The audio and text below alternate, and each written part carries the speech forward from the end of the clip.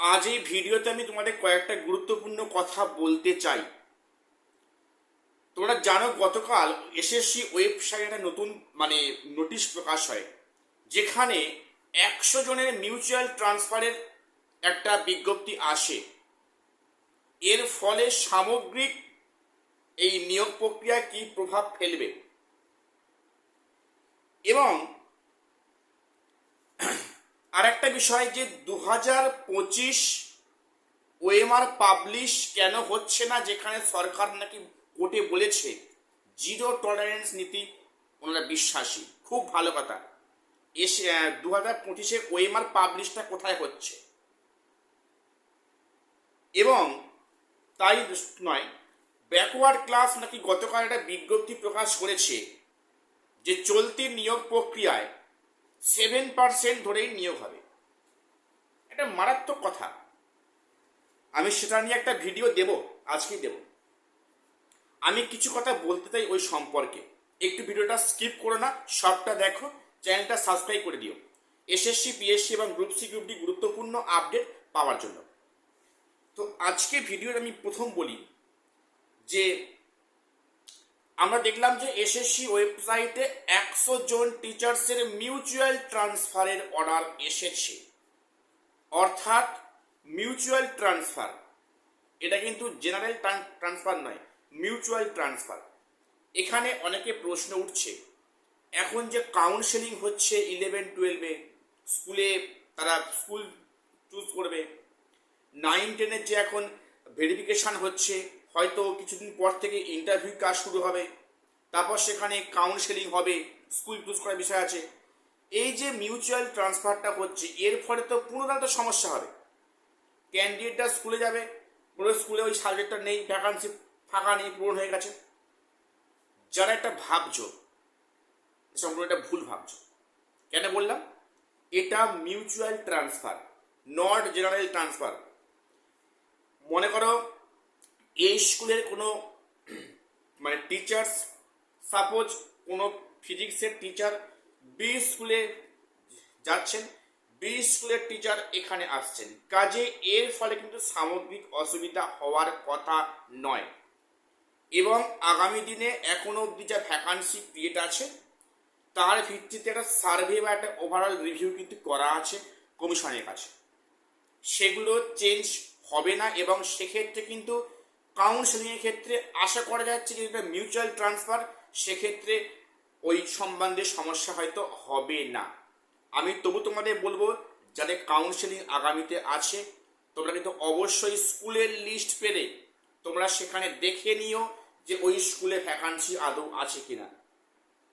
তবে মনে হয় যে এই মিউচুয়াল ট্রান্সফারের ক্ষেত্রে সমস্যা হবার কথা নয়, বাকিটা সময় বলবে। এবারে আমরা দেখলাম কি গত পরশুদিন কলকাতা হাইকোর্টে সরকার বলেছে যে জিরো টলারেন্স নীতি। আরে ভাই, টলারেন্স করতে করতে না আমাদের দেয়ালে পিঠ থেকে যাচ্ছে। এখনো গ্রুপ সি গ্রুপ ডি রেজাল্টের এখনো প্রকাশ করার নাম বলতেই পারছি না।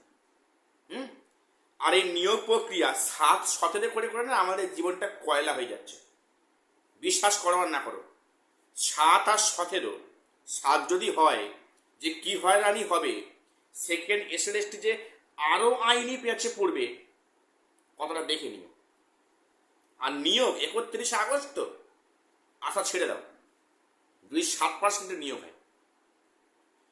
তো এবারে তাহলে ওএমআর পাবলিশটা কেন হবে না? আমার একান্ত অনুরোধ এই মানবিক সরকারের কাছে যে দয়া করে 2025 ওএমআরটা পাবলিশ করে দিন, প্রকাশ করে দিন। এখানেও কিন্তু অনেক হয়তো রহস্য লুকিয়ে আছে, সেটা করে প্রুফ পাচ্ছি না। প্রত্যেকের মনে কম বেশি আছে যে ওই ব্যক্তিটা কি করে এই মার্কসটা পেতে পারে। ওই ব্যক্তিটা তো টাকা দিয়ে চাকরি পেয়েছিল, এরা কিন্তু কান পাতলেই শোনা যাচ্ছে। এর ফয়সালা তো একটাই উপায়, ওএমআরটা পাবলিশ করুক। সেখানে ওএমআর তো হারিয়ে যায়নি, রিসেন্টলি তো পরীক্ষা হয়েছে। 16 ওএমআর পাবলিশ করে দিল, তাহলে 25 দিতে আপত্তি কোথায় আছে? আমার রিকোয়েস্ট সরকারের কাছে যে এটা প্লিজ করা হোক। এইবারে একটা বিষয় বলে রাখি, আমি প্রত্যেককে, বিশেষ করে যেনারা যোগ্য শিক্ষক আছেন 2016, আমি তাদেরকে প্রত্যেককে সম্মান জানাই। ওনারা আমাদের স্যারের সমান এবং আমাদের বাড়ির বাচ্চা কাচ্চারা কিন্তু ওনার কাছে মানে পড়াশোনা করছে, সেই হিসাবে সম্মান প্রদর্শন করি। একটা কথা আমি না বলে আজ পাচ্ছি না, আজকে যে শিক্ষকরা আমরা দেখলাম যে গতকাল গত পরশু শিক্ষকরা প্রচুর রাস্তায় নেমেছে, দাবি কি যে চাকরিটা পুনর্বহাল করতে হবে, 2016 প্যানেল ওটা ফিরিয়ে দিতে হবে এবং এই প্যানেলটা ওনাদের আলাদা করতে হবে, এ নিয়ে একটা দাবি করছে। একটা কথা বলি, এতদিন আপনারা কোথায় ছিলেন? কখনো তো আপনারা বলেননি যে 2025 2016 প্যানেলটা আলাদা করা হোক, পরীক্ষা তো একসঙ্গে নেওয়া হয়েছে, কি হয়েছে? কোর্ট তো কোথাও বলেনি যে 25 আর 16 পরীক্ষাটা একসাথে নাও, ফ্রেশারদের সঙ্গে ইন সার্ভিসদের একসাথে মিলিয়ে ঘন্টা পাকাও। যেটা শুনে কোর্ট তো অবাক যে আপনাদের কে বলেছে যে 25-এর সঙ্গে মানে এই যে এসএলএসটিতে ফ্রেশারদের সঙ্গে ইন সার্ভিসদের বসিয়ে একটা কিছু পারি দাও, এমন কোথাও নির্দেশ ছিল না। আসলে চালাকি করে, কূটনৈতিক মানে চালাকি করে আগের সরকার একসাথে বসিয়েছে এবং এই ফ্রেশার্সরা, যোগ্য ফ্রেশার্সরা ফুল মার্কস পেয়েও চাকরি পায়নি। এবারে বলে রাখি, এই যে ফুল মার্কস পেয়ে চাকরি পাননি এর কারণটা কি? নিশ্চয়ই ফুল মার্কস পেয়েছেন ইন সার্ভিসরা, এক্সপিরিয়েন্সের মার্কস নিয়ে ফুল মার্কস পেয়েছেন, ফুল মার্কসের বেশি পেয়েছেন, তাই আজকে ফ্রেশার্সরা বঞ্চিত ফুল মার্কস পেয়েও। তাহলে তো আপনাদের তো 2016-র মধ্যে অনেকেই তো চাকরি পেয়েছেন, অনেকেই চাকরি পেয়েছেন, তাহলে আপনারা যে যে পাননি ওটা আপনাদের ফল্ট। 2016-তে অনেকেই চাকরি পেয়েছেন বলেই কিনা আজকে ফ্রেশার্সরা বঞ্চিত, ফুল মার্কস পেয়েও চাকরি পায়নি, অনেক সাবজেক্টে আছে।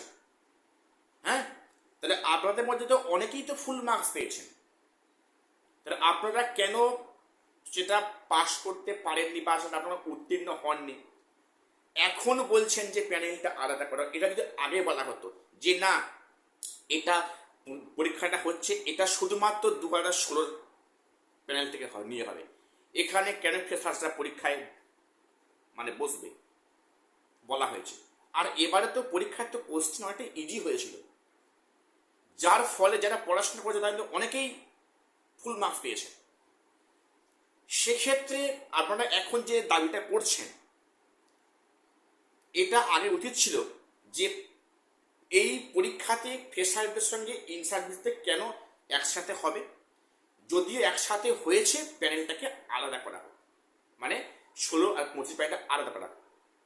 সেক্ষেত্রে তো এক্সপিরিয়েন্সের মার্কস নিয়ে ফ্রেশারদের কোনো আপত্তি নেই যদি প্যানেলটা আলাদা করা হয়, কিন্তু এখানে যেটা করলেন একই যাত্রার পৃথক ফল হচ্ছে, ফুল মার্কস পেয়েও বঞ্চিত, তার দোষটা কোথায় আছে? দেখুন, বললে অনেক কথা বেড়ে যাবে, সেখানে আসছি না। আমি প্রত্যেকের শ্রদ্ধা এবং প্রত্যেকে আমি শ্রদ্ধাশীল প্রত্যেকের প্রতি। এবং যেটা বিষয়, গতকাল দেখলাম যে শিক্ষকদের অনেককে গ্রেপ্তার করেছে পুলিশ এবং তাতে ছেড়ে দিয়েছে। আমি কখনোই মানে এটা মানে চাইনি বা এটা কখনোই মানা যায় না যে শিক্ষকদেরকে পুলিশ গ্রেপ্তার করে ঘাড়ে করে নিয়ে যাবে, এটা কখনো সভ্য সমাজে কাম্য নয়, এটা আমি অন্তত মনে করি। এটা যদি হয় আমি তীব্র ধিক্কার জানাচ্ছি যে শিক্ষকরা সমাজের একটা সম্মানীয় ব্যক্তি, তাদেরকে তাদের দাবি আদায়ের জন্য জমায়েত হলে তাদেরকে প্রিজন ভ্যানে নিয়ে যাওয়া হবে, এটা কখনো কিন্তু আমি সাপোর্ট করি না। আমি আবারও বলছি, শিক্ষকরা হচ্ছে সমাজের তৈরি একটা কারিগর, তবে যেনারা টাকা দিয়ে পেয়েছেন ওনাদের অবিলম্বে শাস্তি দেওয়া উচিত, ঠিক আছে? আর আমি একটা ভিডিও অবশ্যই আনবো যে ওই 7% না 7% বিষয়টা তো একদম পুরো ঘেটে খাওয়া হয়ে যাচ্ছে। অনেকে অনেকভাবে আমাদের বোঝাচ্ছে যে 7%ই নট 17%, আমরা ভুল কথা বলছি বা আমরা ভুল ভাবছি বিষয়টা, আমি সে নিয়ে ভিডিওতে পরে আসছি। তো প্রত্যেকে ভালো দেখো, চ্যানেলটা সাবস্ক্রাইব করে দিও। দেখা হচ্ছে পরে ভিডিওতে।